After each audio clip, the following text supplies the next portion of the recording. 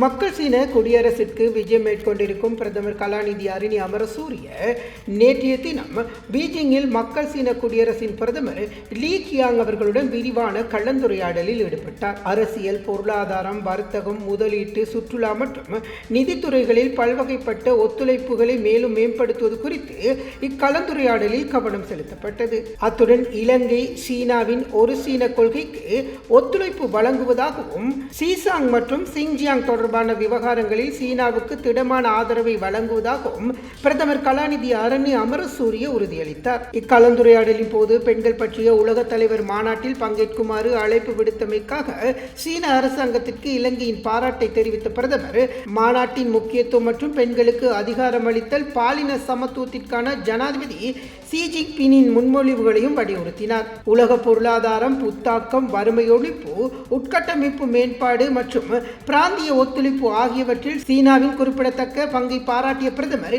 இலங்கையின் வளமான தேசம், அழகான வாழ்க்கை என்ற தொலைநோக்கு பார்வையை எடுத்துரைத்தார். வறுமை ஒழித்தல், நிலையான அபிவிருத்தி, டிஜிட்டல் மயமாக்கல் மற்றும் 2025 ஜனவரியில் ஆரம்பிக்கப்பட்ட கிளீன் ஸ்ரீலங்கா திட்டம் உள்ளிட்ட செயற்திட்டங்களின் செயல்திறன் மேம்படுத்தல் ஆகியவை இலங்கையின் தேசிய முன்னுரிமைகளை சீன பிரதமர் லீ சியாங் அங்கீகரித்தார்.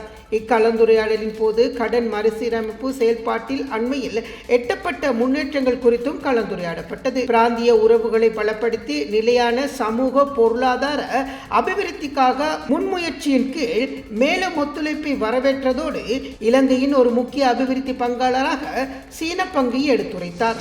மேலதிக செய்திகளுக்காக எமது யூடியூப் தளத்தை சப்ஸ்கிரைப் செய்யுங்கள்.